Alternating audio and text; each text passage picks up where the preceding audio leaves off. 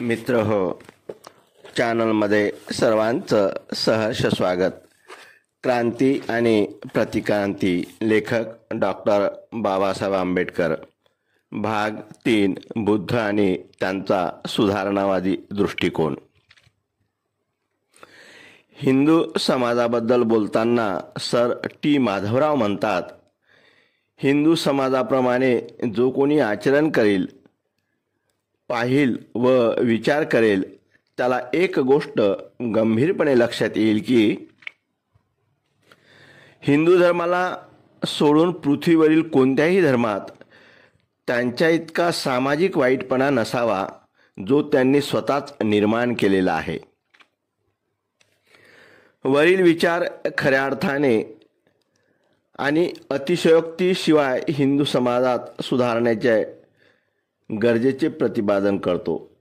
समाज सुधारणेच्या बाबतीत प्रथम क्रांतिकारी समाज सुधारक व त्यातही श्रेष्ठ असे तथागत गौतम बुद्ध होत. समाज सुधारणेचा इतिहास हाच मुळी बुद्धापासून सुरू होतो. किंबहुना समाज सुधारणेचा इतिहास हा बुद्धाचा इतिहास सांगितल्याशिवाय अपूर्ण आहे. इसवी सन पूर्व 563 मध्ये सिद्धार्थाचा जन्म नेपाळजवळील कपिलवस्तू येथे राजघराण्यात झाला. आर्यातील सामाजिक आणि धार्मिक वाईट चालीरीतींना कंटाळून बुद्धाने गृहत्याग केला. त्यावेळच्या 2 सुप्रसिद्ध ज्ञानी तत्ववेत्त्याकडून बुद्धाने शिक्षण ग्रहण केली. वयाच्या 35व्या वर्षी बुद्धाला ज्ञान प्राप्त झाले. जीवनाच्या 45 वर्षापर्यंत बुद्धाने आपल्या धर्माचा प्रचार आणि प्रसार केला. सुखी जीवनाकरता जीवनाचा मापदंड म्हणून नैतिक आचरण आवश्यक आहे अशी बुद्धाची शिकवण होती. समाजाच्या विकासाकरता बंधुतेबरोबरच लोकतांत्रिक भावनांची वृद्धीसुद्धा आवश्यक आहे असा बुद्धाचा उपदेश होता. बुद्धाचे वर्णन एक श्रेष्ठ ब्राह्मणाने केले आहे.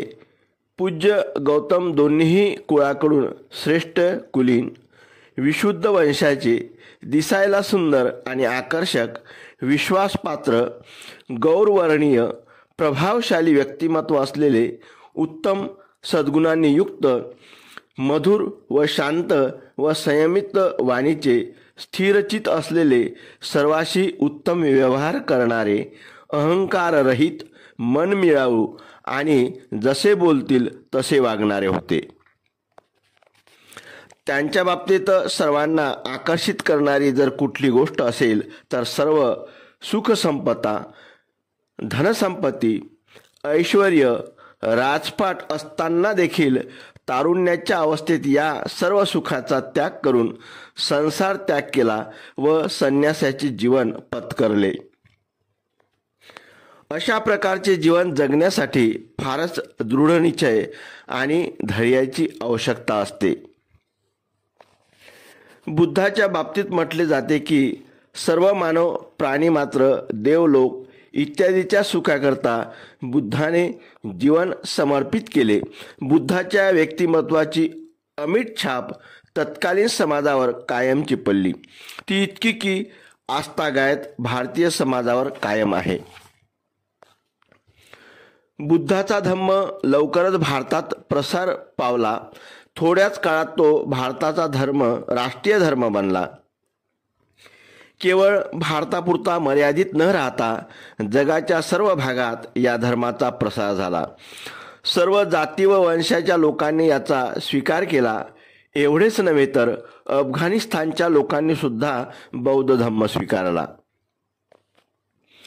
केवळ आशिया खंडापुरताच मर्यादित न राहता या बाबतीचे प्रमाण मिळते की बौद्ध धम्माचा प्रसार ब्रिटनपर्यंत झाला. बुद्धाच्या धम्माचा इतका प्रसार होण्याची कारणे कोणती असेल तर ती म्हणजे बुद्धाचा धम्म हा मानवतावादी असून मैत्री, बंधुता, अहिंसा आणि नैतिक शिलाचरणावर आधारलेला होता. तत्कालीन आर्य समाज सामाजिक, धार्मिक आणि व्यक्तिगत दुराचरणाच्या निकृष्ट थराला पोचलेला असल्यामुळे बुद्धाच्या शिकवणुकीने समाजात एक क्रांतीच घडून आली. या प्रसंगी तत्कालीन आर्य समाजातील वाईट चालीरीतींचा उल्लेख करणे आवश्यक आहे. यज्ञात पशूंचा बळी हा ब्राह्मणांचा जीवन मार्गाचा मुख्य धंदा होता. या यज्ञाद्वारे ब्राह्मण देवांना प्रसन्न करीत. अशा पारंपरिक यज्ञाची संख्या 21 होती. या 21 यज्ञांना 7-7 याप्रमाणे 3 वर्गात विभागण्यात आलेले होते. ते याप्रमाणे: 1. पहिल्या प्रकारच्या यज्ञात दूध, दही, धान्य व तूप इत्यादींची आहुती देण्यात येत असे.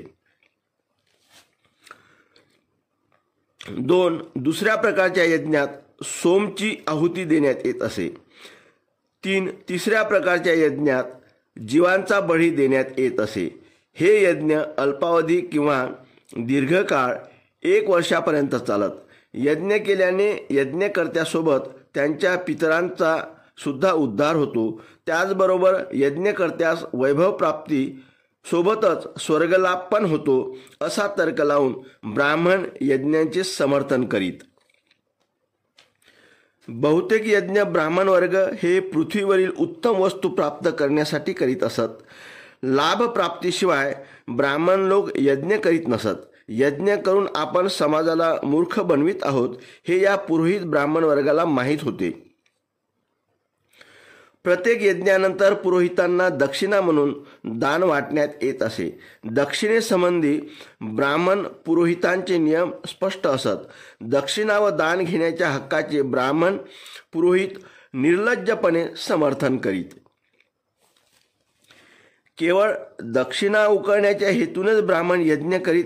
या यज्ञात दान स्वरूपात ब्राह्मणांना मूल्यवान वस्त्र, गायी, घोडे आणि सोने प्राप्त होत असत. असे यज्ञकर्त्याने ब्राह्मणांना केव्हा काय दान द्यायचे आहे याचा स्पष्ट उल्लेख केलेला असे. कर्मकांडाद्वारे दक्षिणा प्राप्त करण्याकरता यज्ञाचे जाळे संपूर्ण समाजावर ब्राह्मणांनी पसरविले होते. या जाळ्यात सामान्य जनता अलगद फसत असे. यज्ञ करणाऱ्यावर यज्ञाचा मोठा बोझा पडत असे. हे यावरून लक्षात येते की एका यज्ञात दान स्वरूपात देण्यात येणारी दक्षिणा म्हणून 1000 गायीचा उल्लेख एके ठिकाणी आलेला आहे. एवढ्या मोठ्या लाभाच्या लालचीने ब्राह्मण पुरोहित घोषणा करीत की जो 1000 गायी दान देईल त्याला स्वर्ग लाभ होईल. याबाबत ब्राह्मण पुरोहितांचा तर्क असे की देवदेवतांना प्रसन्न करताना देवतासुद्धा पुरस्काराची मागणी करतात, तेव्हा हा पुरस्कार दान स्वरूपात घेण्याचा अधिकार ब्राह्मणांना आहे. जीवांचे बळी देणाऱ्या यज्ञाला यज्ञात प्रमुख स्थान प्राप्त होत असे. असे यज्ञ फार खर्चिक व हिंसक असत. या यज्ञात 5 प्रकारच्या जीवांचा बळी देण्यात येत असे. यात मनुष्य बळीला प्रमुख स्थान होते. परंतु नरबळी देणे ही फार खर्चिक बाब होती. नरबळी देण्याबाबत हा नियम होता की नरबळी हा ब्राह्मण किंवा शूद्र वर्गातील नसावा, तर तो क्षत्रिय व वैश्य वर्गातील असावा. त्यावेळच्या किमतीनुसार एका मनुष्याचे मूल्य 1 गायी इतके होते. शिवाय नरबळी देणाऱ्यास बळीचा वध करून बळीचे मांस खाण्याचा नियम देखील होता. मनुष्यबळीनंतर दुसरे स्थान घोड्याचे होते. अश्वबळी देणे सुद्धा फार खर्चिक बाब होती, कारण की आर्याच्या सैन्य अभियानात घोड्याला महत्त्वपूर्ण वाहकाचे स्थान होते. घोड्याचा बळी देणे म्हणजे फार मोठे नुकसान करणे होय, हे आर्यांना माहीत होते. अश्वबळी देण्यात आणखी एक संकट होते, ते म्हणजे घोड्याचा वध ही फार हिंसक बाब होती. सोबतच अश्वमेध यज्ञ करणाऱ्याच्या पत्नीला घोड्याशी मैथून देखील करावा लागत असे. सर्वसाधारणपणे कृषी कार्यात उपयोगी असणाऱ्या पशूंचाच यज्ञात बळी देण्याचे प्रचलन वाढले. त्यात गायी आणि बैल प्रामुख्याने असत. कौशल नरेश प्रसेनजित याने करावयाच्या एका यज्ञात बळी म्हणून 500 गायी, 500 बैल, 500 सांड व 500 बकरे आणि 500 मेंढ्या खांबांना बांधण्यात आल्या. या सर्व पशूंना बळी देण्याच्या कामी जे सेवक चाकरी बजावित होते त्या सर्व सेवकांच्या डोळ्यातून अश्रू वाहत होते. हे बळीयज्ञ एक प्रकारे उत्सवासारखे साजरे करण्यात येई. ब्राह्मणांना भाजलेल्या मांसाव्यतिरिक्त मादक पेयसुद्धा भरपूर प्रमाणात उपलब्ध होत असे. सोम व सुरा ही दोन्ही प्रकारची मद्ये ब्राह्मणांना देण्यात येत असत. जवळपास सर्वच यज्ञात जुगार खेळण्यात येत असे व त्यातही असामान्य गोष्ट म्हणजे आसपासच्या परिसरात खुलेआम सर्रास संभोग चालायचे. यज्ञ हे ब्राह्मणांच्या अय्याशीचे साधन बनले होते व त्यात कुठलीही नैतिकता आणि धर्म शिल्लक राहिलेला नव्हता. अर्थात तत्कालीन आर्य समाज हा सर्वात घृणित अशा सामाजिक, धार्मिक आणि आध्यात्मिक व्याभिचारामध्ये गुरफटून गेला होता. समाजाची निकृष्ट अवस्था बघता तत्कालीन समाजात समाज सुधारणेची आवश्यकता भासत होती. या बाबतीत सर्वप्रथम समाज सुधारणेचा प्रयत्न केला तो तथागत गौतम बुद्धाने. भारतात सामाजिक सुधारणेचा इतिहासच मुळी गौतम बुद्धापासून सुरू होतो. किंबहुना कोणताही समाज सुधारणेचा इतिहास बुद्धाचा इतिहास सांगितल्याशिवाय पूर्ण होऊ शकत नाही. व्यक्तिगत नैतिकतेचे आचरण हाच मनुष्याच्या जीवनाचा खरा मापदंड आहे अशी बुद्धाची शिकवण होती. तत्कालीन समाजाला बुद्धाचे विचार अभिनव व क्रांतिकारी वाटले. पवित्र जीवनाचे उदाहरण प्रस्तुत करून बुद्ध थांबले नाही तर समाजातील प्रत्येक स्त्री पुरुषाचे चारित्र्य निर्माण व्हावे असे बुद्धाला वाटत असे. तत्कालीन आर्य समाजाला माहीत नसलेल्या दीक्षाविधीची सुरुवात बुद्धाने केली, ज्याद्वारे लोकांचे मार्गदर्शन होईल. दीक्षा घेणाऱ्यांना बुद्धाद्वारे देण्यात येणाऱ्या नैतिक तत्वांचे पालन करण्याची प्रतिज्ञा या दीक्षाविधीमध्ये घ्यावी लागत असे.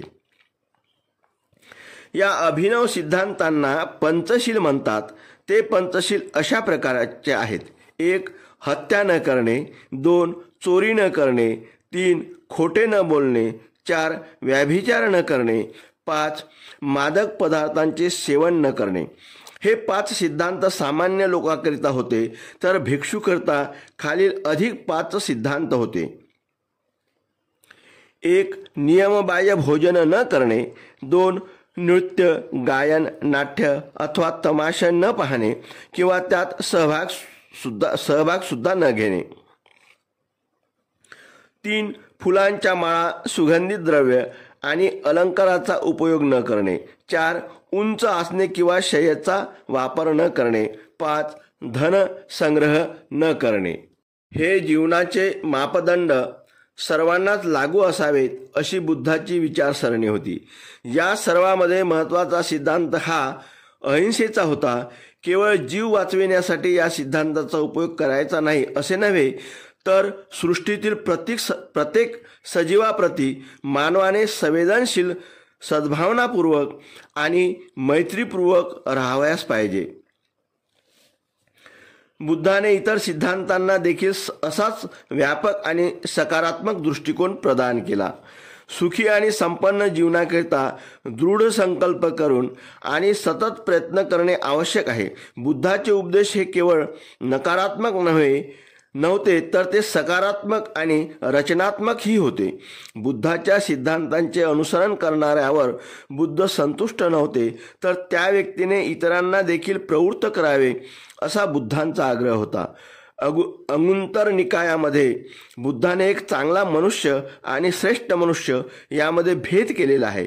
जो मनुष्य हत्या, चोरी, खोटे बोलणे आणि मादक पदार्थाचे सेवन करीत नाही त्याला चांगला मनुष्य म्हणावा, परंतु श्रेष्ठ मनुष्य त्यालाच म्हणावे जो वरील नियमाचे पालन स्वतः करतो आणि इतरांना पालन करावयास लावतो. म्हणून म्हणतात की बौद्ध धर्माची 2 वैशिष्ट्ये आहेत, एक म्हणजे मैत्री आणि दुसरा विवेक हा होय. मैत्रीपूर्ण व्यवहाराला जीवनात अत्यंत आवश्यकता आहे हे बुद्धाला पूर्णपणे माहीत होते. म्हणून बुद्ध म्हणतात, ज्याप्रमाणे एखाद्या लहान मुलाची आई आपल्या बाळाची काळजी करते त्याचप्रमाणे सर्व प्राणीमात्राबद्दल मनुष्याने व्यवहार केला पाहिजे. कुणाबद्दलही मनात वैरभाव मनात बाळगू नका. सर्व प्राणीमात्राबद्दल दयाभाव ठेवा. संपूर्ण विश्वाप्रती सद्भावना ठेवा. मैत्रीपूर्ण आणि शत्रुताविरहित संबंधच जीवनाचा सर्वोत्तम आधार आहे. हीच जीवनाची सर्वोत्तम जगण्याची पद्धती आहे. हाच खरा बुद्धाचा आदेश आहे. सर्व प्राणीमात्राबद्दल व्यापक करुणाभाव, संवेदना आणि प्रत्येक प्राणी मात्राबद्दल मैत्री बुद्धाच्या शिकवणीची विशेषता होती आणि जगातील इतर धर्म संस्थापकात बुद्धाची हीच विशेषता आहे. बुद्ध आपल्या वैशिष्ट्यपूर्ण शिकवणुकीमुळे जगातील बहुतेक भागात आपल्या धर्माचा प्रसार करण्यात यशस्वी राहिले. मैत्री एवढे महत्त्व बुद्ध विवेकांना देत असे. बुद्धाचे ठाम मत होते की जीवनाची सुरुवात ज्ञानाने होते आणि जीवनाची समाप्ती विवेकाने होते. हे जगाचे कल्याण करण्यासाठीच बुद्धाच्या जीवनाचे प्रयोजन होते. दुःखमुक्ती करण्यासाठीच चा मार्ग म्हणजे अज्ञानाचा विनाश होय. जीवनात जर सुख प्राप्त करायचे असेल तर ज्ञान आवश्यक आहे आणि याचा विवेकपूर्ण वापर करूनच मनुष्य सुखी होऊ शकतो. बुद्ध सर्व लोकांना अलौकिक किंवा अर्थात दैवी शक्तीद्वारे एकदम सुखी करतील हा दावा बुद्धाने कधीच केला नाही. ज्याने त्याने स्वतःच्या प्रयत्नाद्वारे ज्ञानाच्या मार्गावर चालून उद्धार करून घ्यावयाचा आहे. बुद्धाने नैतिकतेवर फारच जोर दिलेला आहे, कारण की बुद्धाच्या मते नैतिकतेशिवाय ज्ञान हे व्यर्थ आहे.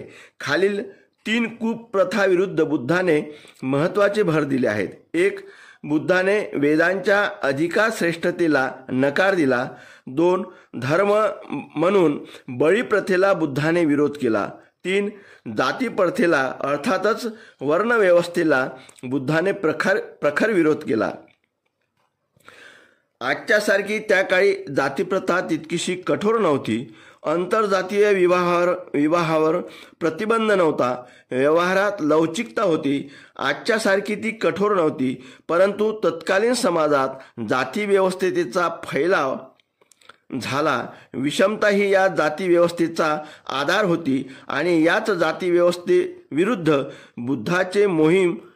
बुद्धाने मोहीम उघडली. संपूर्ण समाजावर वर्चस्व गाजविण्याचा ब्राह्मणांच्या अहंकाराचे भगवान बुद्ध फार मोठे कट्टर विरोधक होते.